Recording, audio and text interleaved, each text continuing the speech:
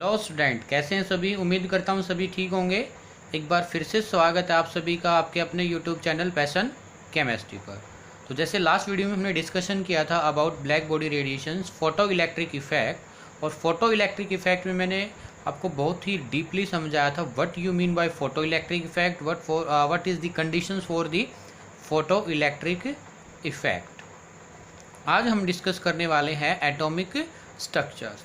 तो जैसे मैंने आपको रदरफोर्ड एक्सपेरिमेंट बताया, तो रदरफोर्ड एक्सपेरिमेंट में क्या था, जो ड्रॉबैक थी बेटा जी किसकी, रदरफोर्ड एक्सपेरिमेंट की, तो वो क्या थी वो देख लीजिए।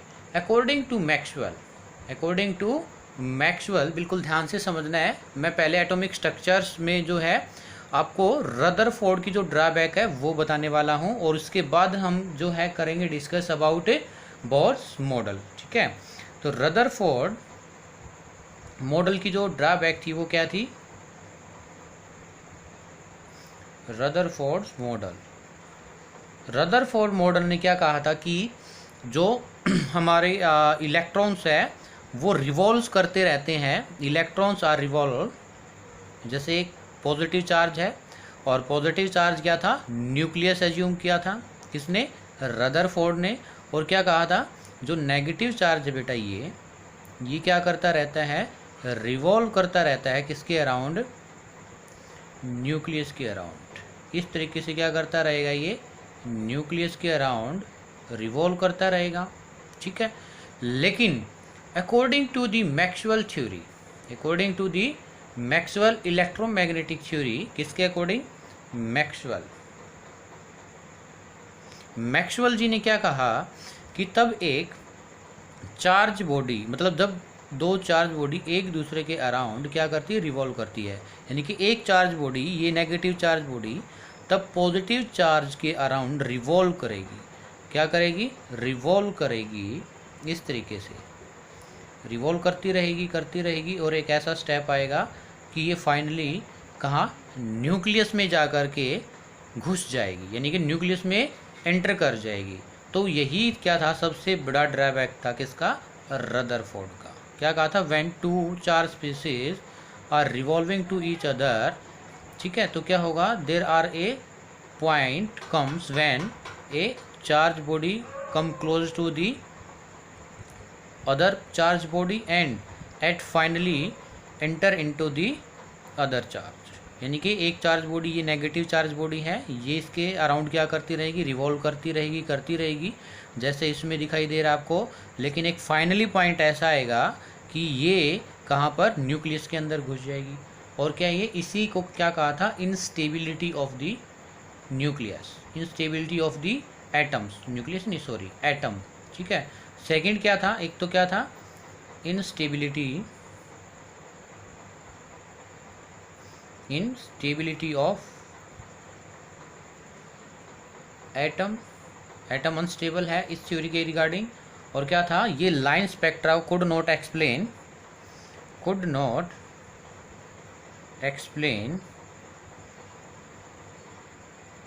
लाइन स्पेक्ट्रा को एक्सप्लेन नहीं कर पाया था। ठीक है, और क्या था, ये energy, inability to describe the distribution of electrons, energy of electrons, distribution of electron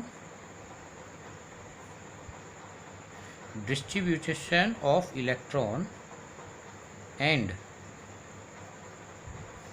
energy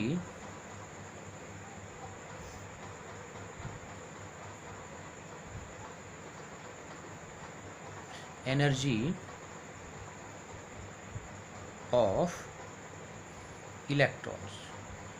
in points को क्या है, रदरफोर्ड जी एक्सप्लेन नहीं कर पाए थे।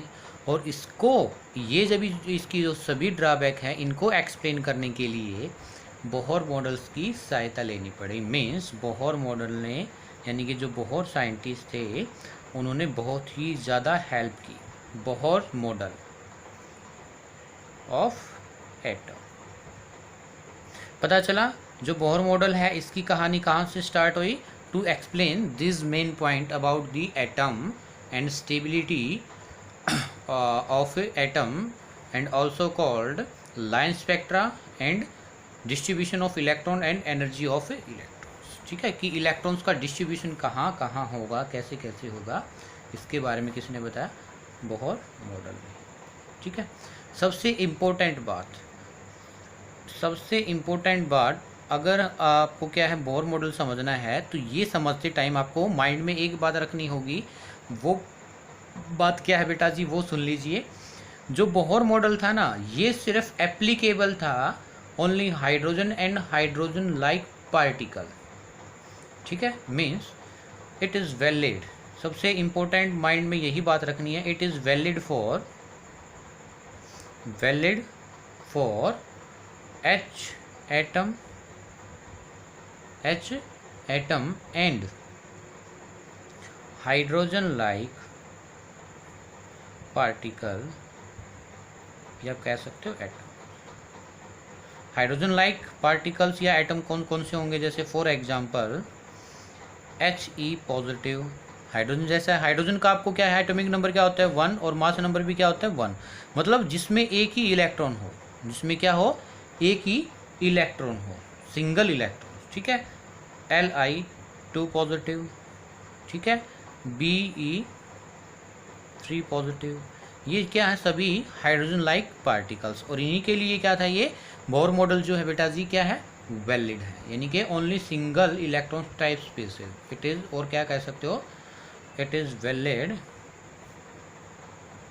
For single electron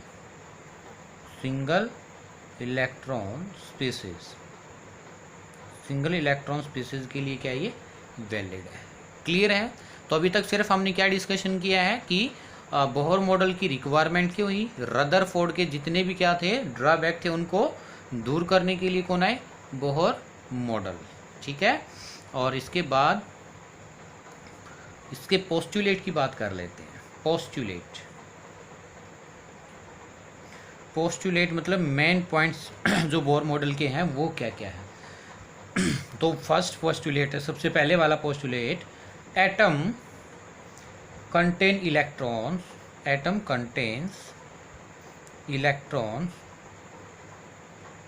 and proton, so atom is neutral, so atom is neutral, atom क्या होता है, न्यूट्रल होता है, क्योंकि इलेक्ट्रॉन्स पर कैसा चार्ज होता है बेटा जी, बोलिए नेगेटिव, प्रोटॉन पर क्या होता है पॉजिटिव, तो पॉजिटिव और नेगेटिव एक दूसरे को क्या कर लेंगे, न्यूट्रल कर लेंगे, क्या कर लेंगे, न्यूट्रल। First postulate. सेकंड जो पोस्टुलेट है बेटा जी वो क्या है, जो इलेक्ट्रॉन है वो रिवॉल्व करता रहता है अराउंड द न्यूक्लियस, ठीक है, electrons are revolve around the nucleus, ठीक है, in a circular path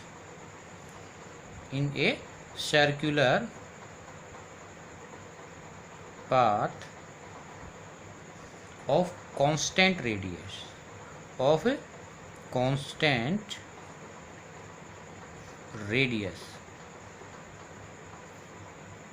and this circular path is called, देखो ये बात आपको बिल्कुल याद रखनी है, अभी समझाने वाला हूँ, एंड दिस सर्कुलर पाथ, ऐसे लिख लीजिए, and this circular path is called orbit, या कह सकते हो आप सेल, ऑर्बिट या cell.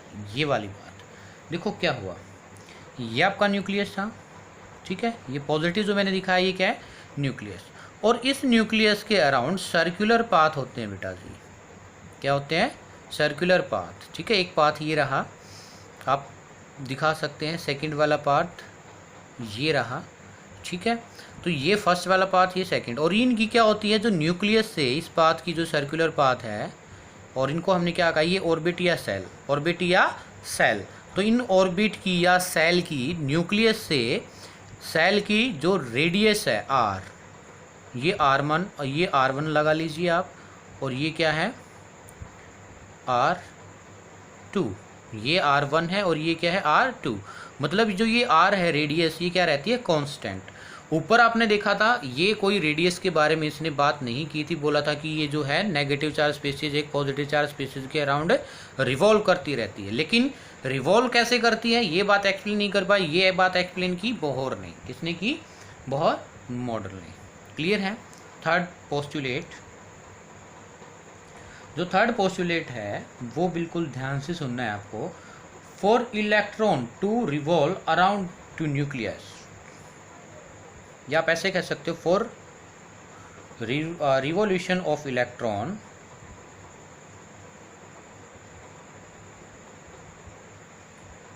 For revolution of electron, ये शॉर्ट फॉर्म में इलेक्ट्रॉन्स लिखा है, अराउंड दी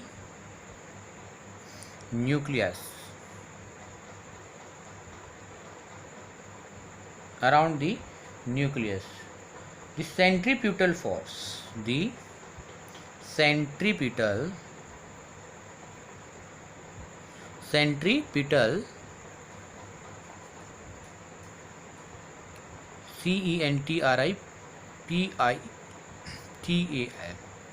सेंट्रीपिटल, दोबारा से लिख देते हैं, सेंट्रीपिटल फोर्स इज रिक्वायर्ड। कौन सी फोर्स रिक्वायर्ड होती है? Centripetal force is required. और ये जो फोर्स है कौन प्रोवाइड करता है? Is provided by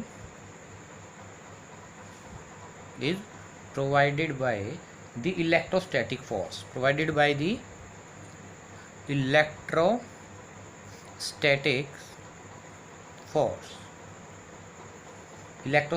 force of attraction, electrostatic force of attraction between the nucleus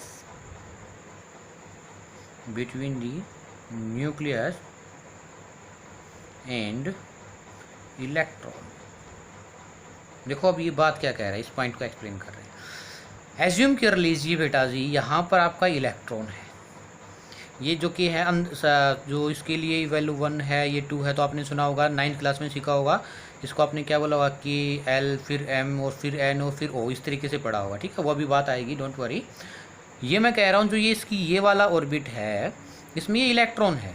क्या है ये? इलेक्ट्रॉन्स। और इस इलेक्ट्रॉन्स को इस न्यूक्लियस के अराउंड रिवॉल्व करने के लिए कुछ फोर्स की रिक्वायरमेंट होती है बेटा, और वो जो फोर्स होती है उसको हम कहते हैं सेंट्रीपिटल फोर्स। कौन सी फोर्स होगी ये? Centripetal force. और ये फोर्स जो होती है ये प्रोवाइड की जाती है भाई इलेक्ट्रोस्टैटिक फोर्स। और ये इलेक्ट्रोस्टैटिक फोर्स ऑफ अट्रैक्शन क्या होती है? ये अट्रैक्शन होती है किस किस के बीच में? न्यूक्लियस के बीच में और इलेक्ट्रॉन्स के बीच में, ठीक है। इसका एक बार देख लेना आप, सेंट्रीपिटल फोर्स क्या होती है। आपने 11th क्लास कूलम्ब्स लॉ पढ़ा है, 11th या 12th में होता है, मैं भूल चुका हूँ, ठीक है। कूलम्ब्स लॉ जो होता है उसके रिगार्डिंग इसमें आपको समझाएंगे। इतना नोट कर लिया आपने, ठीक है। जल्दी से नोट करिए ये वीडियो को पॉज करके। तो आप इसको ऐसे भी लिख सकते हो, सेंट्रीपिटल फोर्स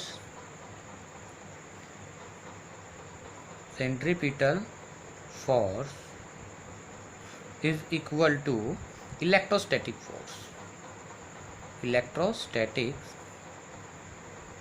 फोर्स। इसके इक्वल होता है centripetal force is equal to electrostatic force, ठीक है। तो इसको एक डायग्राम से समझाएंगे, उसको देखना। ये पॉजिटिव चार्ज है, ठीक है, और पॉजिटिव चार्ज है, इसको थोड़ा सा बड़ा बना लेते हैं। इसको क्या कहेंगे? न्यूक्लियस। क्या कहेंगे? न्यूक्लियस। और ये इसके बाहर एक सेल ली हमने, ठीक है, जहाँ पर क्या है? इलेक्ट्रॉन्स। ओके, ये चार्ज है, इसको हमने माना ZE। क्या माना? ZE। तो सेंट्रीपिटल फोर्स जो होती है उसको हम रिप्रेजेंट करेंगे, यहाँ कर लेते हैं। सेंट्रीपिटल फोर्स ये फिजिक्स में आता है और इसका डायरेक्ट फॉर्मूला मैं लिखने वाला हूँ। Centripetal force is equal to mv²/r। और कूलम लॉ है, उसके रिगार्डिंग जो फोर्स होती है बेटा वो क्या होती है? ये कांस्टेंट होता है, Q1 charge on the one body and Q2 charge on the other body and is equal to r²। क्या ये कि जो चार्ज है Q1 Q2, क्या इसको मैं ZE की फॉर्म में लिख सकता हूँ? इस वाले रिलेशन है ये इक्वेशन 2, ये आपके पास इक्वेशन 1, ठीक है। इस वाले को मैं कैसे लिख सकता हूँ, और F is equal to Z E, क्योंकि इस पर जो चार्ज मैंने माना था क्या था, जेड ई, और ई ऐसे लिख सकते हैं हम इसको, जेड ई और e divided by r square, और कैसे कर सकते हैं इसको, Z E square divided by r square. ये के कांस्टेंट इसके साथ ही है। देखो फिर से समझ लीजिए, जो सेंट्रीप्यूटल फोर्स होता है बेटा, वो क्या होता है, M v square by r, mass जो है किसका, इसमें मास यूज किया गया है न्यूक्लियस का, वेलोसिटी आर, रेडियस। लेकिन जो कूलम्स लॉ है वो क्या कहता है, जो force of attraction is directly proportional to charge and inversely proportional to radius, and जो फोर्स को इसका जो था आपका कांस्टेंट को रिमूव करेंगे, डायरेक्टली प्रोपोर्शनल होता है ना, F is directly proportional to charge Q, और इस प्रोपोर्शनली के साइन को रिमूव किया तो क्या, इज इक्वल टू के क्यू। और ये जो क्यू है ये क्या है, दो बॉडी पर Q1 Q2, इसी तरीके से पढ़ते थे ना आप, ये दो चार्ज बॉडी हैं, इस पर चार्ज Q1 है, इस पर चार्ज Q2 है, इसके बीच में क्या है, रेडियस R है, ठीक है, इस तरीके से पढ़ते थे ये R। ओके, तो ये क्या था, कूलम्स लॉ। तो ये मैंने क्या किया, जो Q1 और Q2 जो चार्ज है इसमें जो मैंने रिप्रेजेंटेशन ली थी उससे रिप्लेस कर दिया। तो Q1 को क्या था, ये पॉजिटिव चार्ज था ऑन न्यूक्लियस, इसको ZE माना, और ये इलेक्ट्रॉन्स पर नेगेटिव चार्ज था, इसको सिंपल E रखा, ये भी E है, ये भी है, तो E का क्या हो जाएगा, स्केयर, और ये के कांस्टेंट है और R एज इट इज़, ठीक है। तो इसको हम कैसे लिख सकते हैं, दोनों को इक्वल इस वाली इक्वेशन में पुट कर दीजिए आप, ठीक है। तो m v square divide by r is equal to k Z E square divided by r square.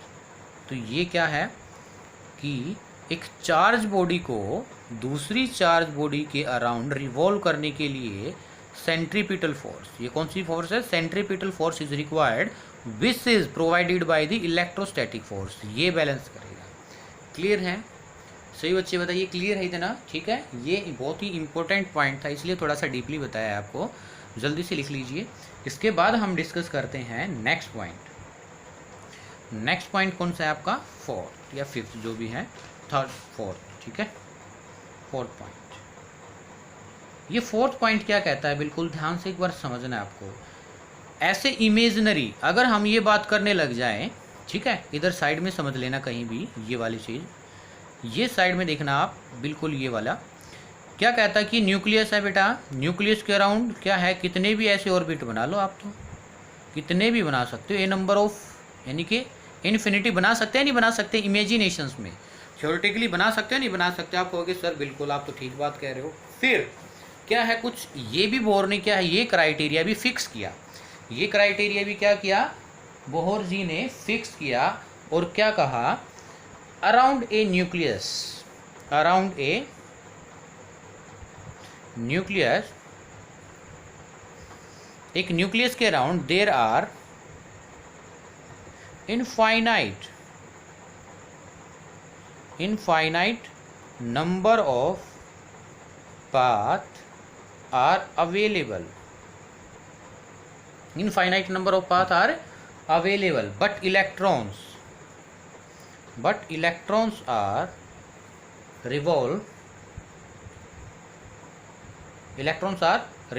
only those path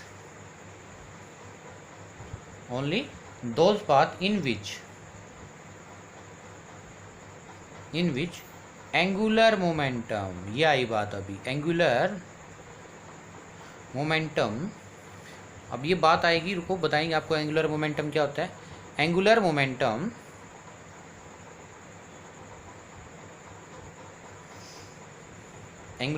क्या होता है, M V R is integral multiple of NH/2π, ठीक है। मतलब क्या है, M V R is equal to NH/2π, और ये n क्या है, एक इंटीजर है जिसकी वैल्यू आप 1 2 3 4 लिख सकते हैं। तो सिर्फ जो न्यूक्लियस है वो क्या है, इनफाइनाइट नंबर पाथ होते हैं लेकिन उनके अराउंड रिवॉल्व नहीं करता, सिर्फ उन्हीं के अराउंड रिवॉल्व करेगा जहाँ पर angular momentum MVR। Angular momentum क्या होता है, किसी भी एंगल के अराउंड क्या करना, मूवमेंट करना, उसको हम क्या कहेंगे, एंगुलर मोमेंटम। और वो कितना होना चाहिए, MVR is equal to NH/2π, ये वाली वैल्यू होनी चाहिए। क्लियर है, इतना बोलिए सभी बच्चों को, ये पॉइंट यहाँ तक सभी को क्लियर है। ठीक है, अब बात कर लेते हैं इसकी एनर्जी की, इसकी बात कर लेते हैं एनर्जी की। ठीक है, इसी वाले पॉइंट से हमें पता चलता है कि हमारे पास जो सेल है वो क्या होती है। ठीक है, जो हमने एन की वैल्यू ली है इसके लिए। ठीक है, इफ़ वी हैव, ये बात याद रखना, if we have n is equal to 1 then जो सेल होगी वो क्या होगी, k।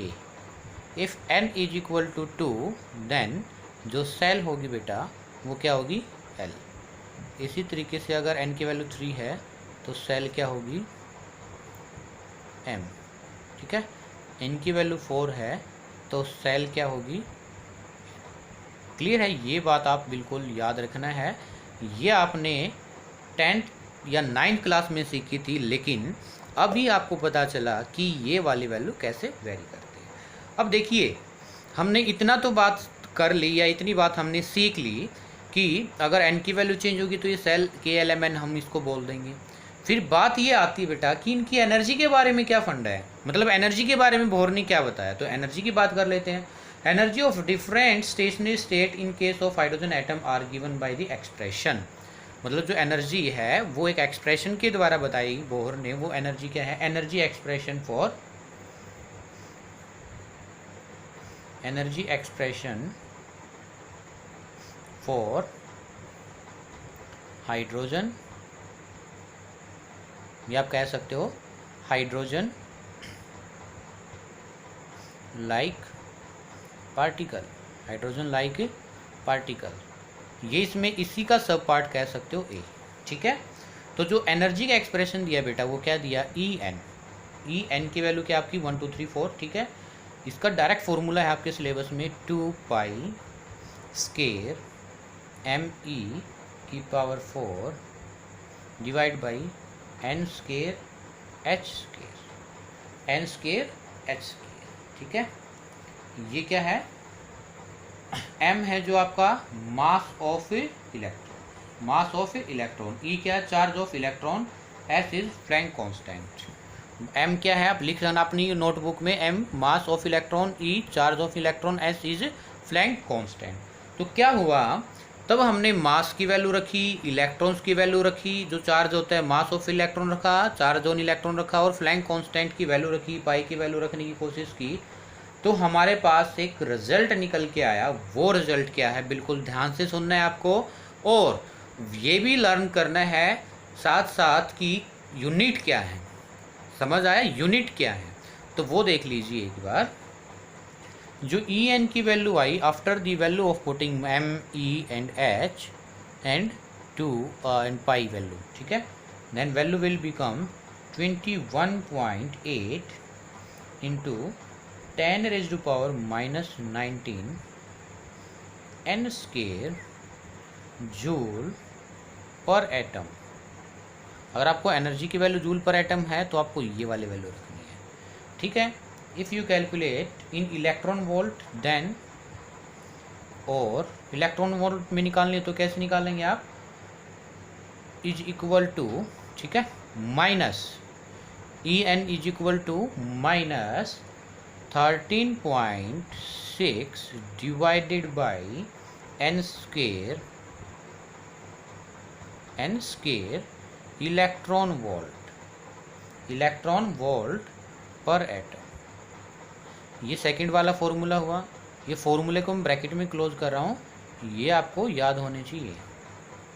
ठीक है, और अगर आपको किलो जूल में निकालनी है फिर En is equal to minus 1312 divided by n square kilo joule mole inverse. ठीक है, ये वाली वैल्यू, और ज़्यादातर इम्पोर्टेंट ये है और ये है। क्लियर है, सही बच्चों को क्लियर है, बोलिए। ठीक है, लिख लीजिए एक बार। वो तो जो केस पड़ा है बेटा वो हमने डिस्कस किया है about hydrogen. If we have hydrogen like particle then hydrogen like particle, उस केस में हम क्या करेंगे? हाइड्रोजन लाइक पार्टिकल का जो केस है इस केस में हम क्या करेंगे? सिंपली कुछ नहीं करना, उसके एटॉमिक नंबर जो Z है उससे मल्टीप्लाई कर देंगे बेटा, और क्या करने वाले हैं? तो En is equal to 2 pi square m Z square e raise to power 4, e raise to power 4। देखो इस पीछे वाले फॉर्मूले में 2 भी था, पाई भी था, मास भी था और इलेक्ट्रॉन्स की पावर था। अब मैंने क्या किया, सिर्फ जो लिया है एटॉमिक नंबर है Z, क्या है? Z इज एटॉमिक नंबर की पावर का स्केयर, कह सकते हो एटॉमिक नंबर का स्केयर से मल्टीप्लाई कर देंगे, डिवाइडेड बाय क्या था? n square h square.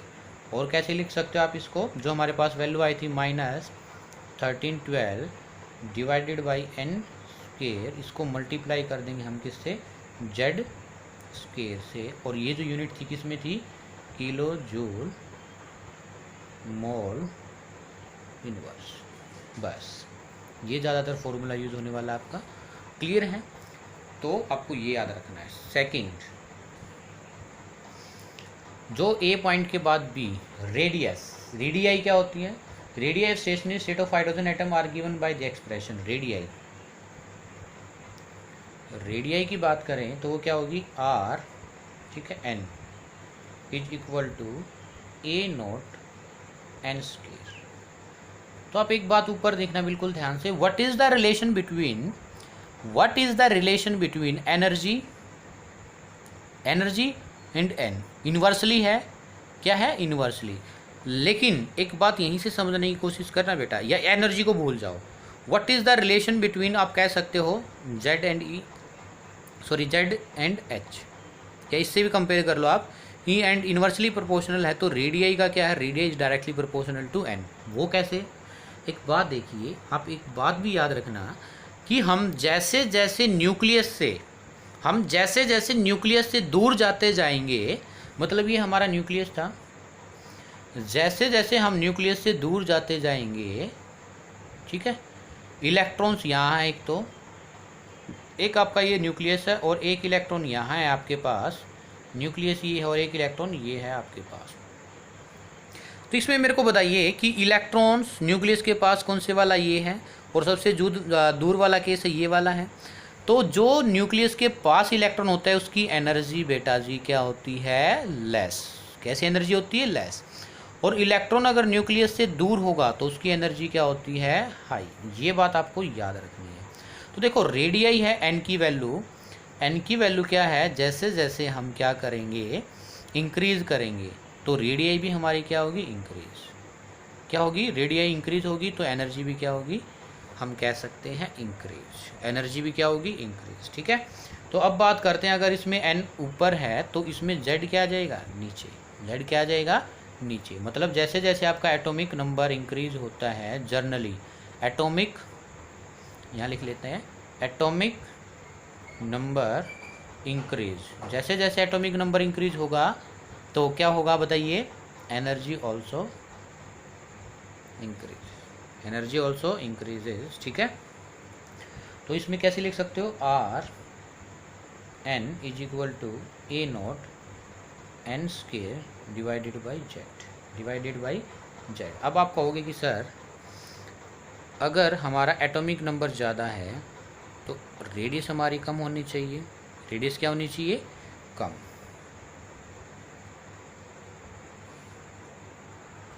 लेकिन ये क्या है, सभी के लिए वैलिड नहीं है। मैं एक बार और बता दे रहा हूँ, जैसे आप टेंथ क्लास में पढ़े थे, सिखाया था आपको कि तब लेफ़्ट टू राइट जाते हैं बेटा, लेफ़्ट टू राइट जाएंगे, आपका एटॉमिक नंबर तो क्या होता है? इंक्रीज होगा ना। एटॉमिक नंबर क्या होता है? इंक्रीजेज, बट साइज क्या होता है? डिक्रीजेज। लेकिन बच्चे यहीं पर यही गलती करते हैं कि इसको कनेक्ट कर लेते हैं कि सर आप बताओ कि हमारा एटॉमिक नंबर हमने तो ले लिया क्या? सोडियम ले लिया 11 और मैग्नीशियम ले लिया, सोडियम लेकर के और पोटासियम ले लो, सोडियम और क्या ले लो? Na एंड K, 11 एंड आप इसको कह सकते हो 19। इसका साइज छोटा है, इसका साइज बड़ा है, जैसे लेकिन इसका एटॉमिक नंबर ज़्यादा है, 19 है, लेकिन इसकी जो रेडियस है रेडियस है, एक बात देखना बिल्कुल ध्यान से, ये मैंने न्यूक्लियस बना दिया 11 वाला, और इसका साइज़ मैंने कहा कि इसके इलेक्ट्रॉन यहाँ है, और ये मैंने क्या बना दिया 19 वाला न्यूक्लियस, और इसका इलेक्ट्रॉन यहाँ है। सर देखो आपने तो क्या किया, 19 जो इलेक्ट्रॉन है मतलब कि एटॉमिक नंबर को भी इंक्रीज कर दिया, और इलेक्ट्रॉन्स के और न्यूक्लियस के बीच में जो आर है इसको भी इंक्रीज कर दिया। How that is possible? तो मैं आपको फिर से रिमाइंड करा दूँ कि ये जो वाली बात है, ये जो वैलिड है हाइड्रोजन या हाइड्रोजन लाइक एटम्स के ही रिगार्डिंग है। समझ आया? हाइड्रोजन एंड हाइड्रोजन लाइक के पार्टिकल के लिए ही वैलिड है। क्लियर है? ठीक है, तो इसको ऐसे इन्वर्सली मत ले लेना। ओके, तो ये क्या हुआ, R N is equal to A nought N square by Z. ये जो ए नोट है बेटा, ये क्या है, इसकी बात कर लेते हैं। ये कांस्टेंट है, ये आपके पास एक क्या है, कांस्टेंट है, जिसकी वैल्यू जर्नली हम जो यूज़ करते हैं वो करते हैं 52.9, ठीक है, पिकोमीटर, 52.9 पिकोमीटर। क्लियर है? फिर वेलोसिटी की बात कर लेते हैं। सी वेलोसिटी क्या होगा, V N is equal to V nought into Z upon N, ठीक है। और जो वी नोट है इसकी वैल्यू जो हम लेंगे वो क्या है, कांस्टेंट है ये भी, जैसे ए नोट इसमें हमने लिया था कांस्टेंट, ऐसे ही कांस्टेंट है ये, और इसकी वैल्यू कितनी होती है 2.188 into 10⁸ centimetre second inverse. Clear है? एक ये वाली बात हुई। सब बच्चों क्लियर है ये वाली बात?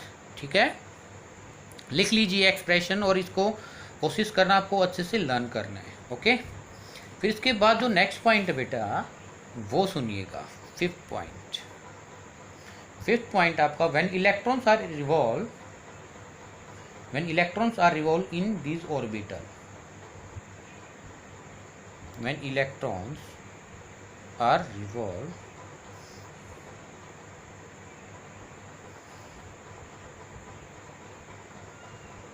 electrons are revolve around these, आप ऐसे लिख लो, when electrons are revolve, ऐसे लिख लो, electrons are revolve in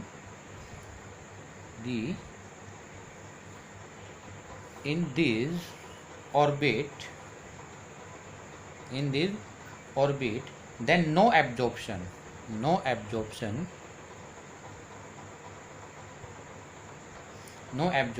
and emission,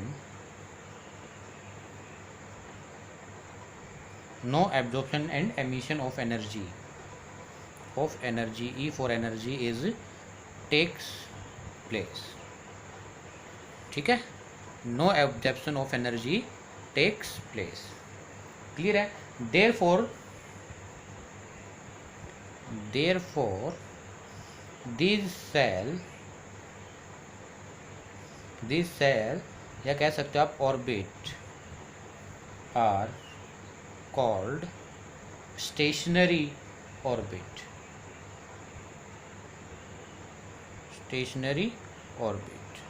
इनको हम क्या कहेंगे, स्टेशनरी ऑर्बिट कहेंगे, ठीक है, या स्टेशनरी स्टेट।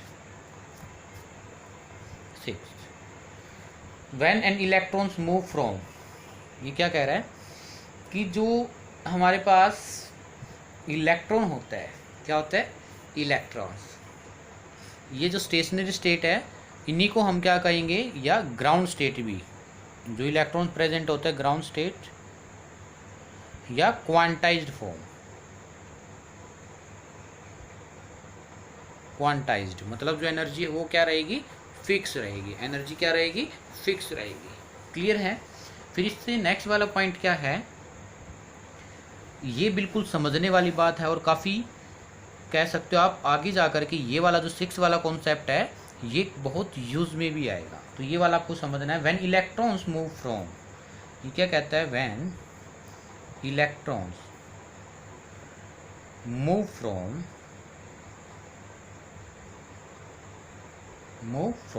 ये बात थी कब, तब आपकी जो है एनर्जी या ग्राउंड स्टेट में बात थी, या क्वांटाइज फॉर्म में थी, या स्टेशनरी ऑर्बिट में थी, मतलब एक ऑर्बिट के बारे में ही बात थी। ये आपने न्यूक्लियस लिया था, और ये सिर्फ जो हमने ये वाली सेल बनाई इसी के बारे में थी, लेकिन इससे बाहर क्या है, और भी तो सेल है ना, और भी तो सेल है। इसी को हम क्या कहते हैं, एनर्जी लेवल। क्या कहते हैं हम, एनर्जी लेवल। तो उसके बारे में बात अभी है। When electrons move from lower cell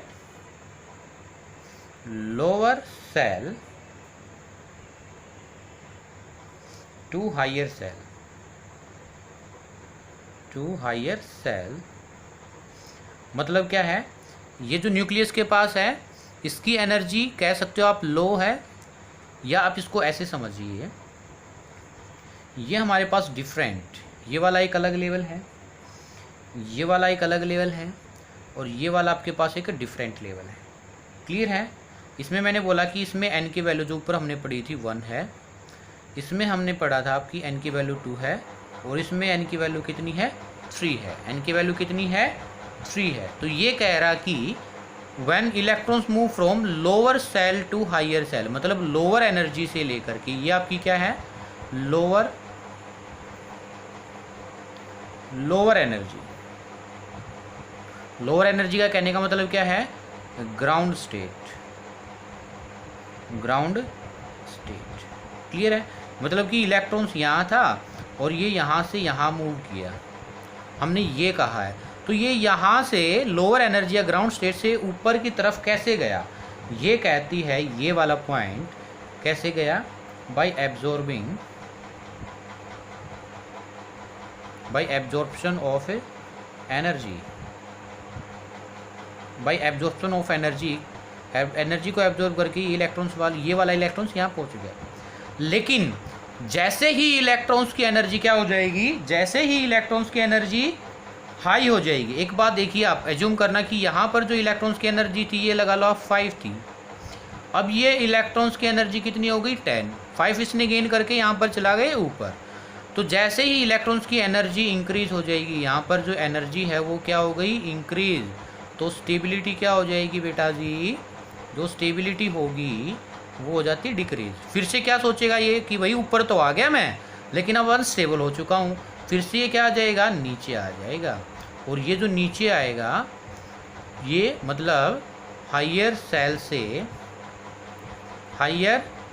से कहाँ आया है, अब ये लोअर सेल में, और लोअर सेल में कैसे आएगा, बाई एमिशन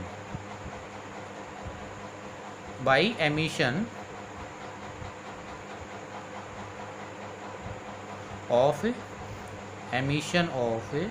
एनर्जी। कैसे आए ये, बाई एमिशन ऑफ एनर्जी को एमिट करके। तो देखो ये यहाँ से यहाँ गया, यहाँ से आया, मतलब जो एनर्जी है E, उसमें कुछ ना कुछ क्या आएगा, चेंज, और उसको हम कहेंगे डेल्टा E। उसको कैसे प्रेजेंट करेंगे, E n, और ये क्या है, अगर आप लगाओ ये 3 से 1 में आया तो 3, या En2 माइनस En1। ये 2 कौन सी है, फाइनल, और ये 1 कौन सी है, इनिशियल। तो ये इस तरीके से आप क्या है, एनर्जी कैलकुलेट कर सकते हो। देखो मैं फिर से बता रहा हूँ, थोड़ा सा पजल हो चुके होंगे आप शायद।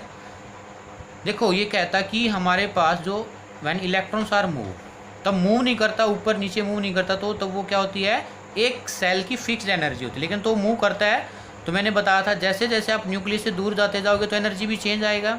तो ये इलेक्ट्रॉन्स पहले n1 में था, मतलब ग्राउंड स्टेट में था, लोअर एनर्जी में था, ठीक है। तो ये ऊपर कैसे गया होगा, यहाँ से यहाँ मूव किया, कैसे गया, इलेक्ट्रॉन यहाँ आ गया अपनी एनर्जी को इंक्रीज करके, और एनर्जी इंक्रीज हो जाएगी तो स्टेबिलिटी क्या हो जाएगी बेटा, डिक्रीज। ये एरो का साइन ऊपर ES लगा तो इंक्रीज, एरो का साइन मैंने नीचे लिखा ES लिखा तो क्या, ये डिक्रीज। क्लियर इतना। लेकिन ऊपर जाने के बाद यहाँ स्टेबल होगा, फिर से नीचे आएगा। नीचे कैसे आएगा, हायर सेल से लोअर सेल में, तो बाई एमिशन। तो ऊपर जाता है तब तो एब्जॉर्ब करता है बाई एब्जॉर्प्शन एनर्जी, और नीचे आता है तो एमिट करता है। तो इसने क्या एक्सप्लेन कर दिया, एमिशन एंड एब्जॉर्प्शन स्पेक्ट्रा, इसको एक्सप्लेन किया है, emission and absorption spectra. Clear है ये बात सही बच्चों को, ठीक है। ये वाली बात इसने क्या की, एक्सप्लेन की। ओके, 7 पॉइंट लिख लीजिए जल्दी से एक बार, इस पॉइंट को आप वीडियो को पॉज करके लिख लीजिए। तो देखिए ये आपके पास क्या है, n is equal to 1, n is equal to 2 और n इज इक्वल टू 3।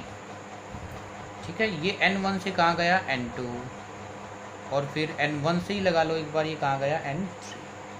तो यहाँ से यहाँ जो ये इलेक्ट्रॉन है ये कहाँ गया 2 में, तो 2 में या थर्ड में कैसे कैसे जाएगा बेटा बोलो, ये जाएगा फोटो एब्जॉर्ब करके, यानी कि ई को, एनर्जी को क्या करके, ABS डॉट का मतलब है एब्जॉर्प्शन करके। फिर ये इलेक्ट्रॉन्स यहाँ आ गया, ये वापसी क्या आएगा ग्राउंड स्टेट में, और ग्राउंड स्टेट में कैसे आएगा, बाई लूजिंग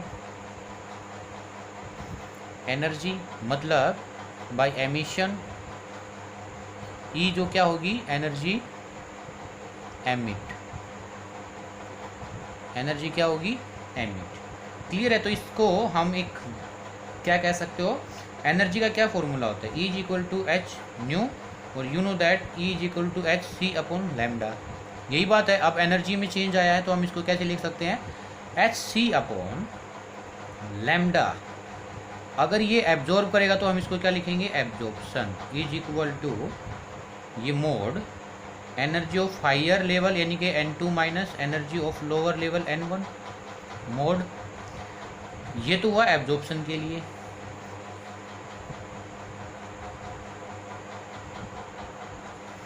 एब्जॉर्प्शन के लिए, लेकिन अगर आपको एमिशन के लिए लिखना है तो कैसे लिखेंगे emission,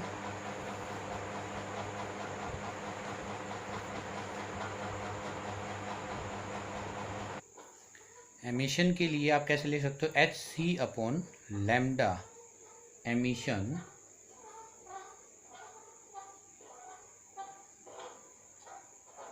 is equal to N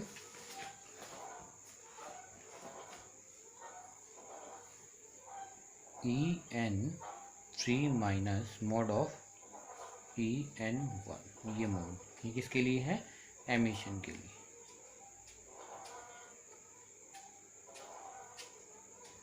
emission के लिए क्लियर है। तो ये क्या हुआ आपका, एनर्जी के बारे में डिस्कशन हुआ। किसके बारे में डिस्कशन हुआ, ये एनर्जी के बारे में। ठीक है, एक बार लिख लीजिए आप इस चीज़ को। तो ये जितनी भी बातें थी बेटा ये मेन पोस्टुलेट के बारे में था।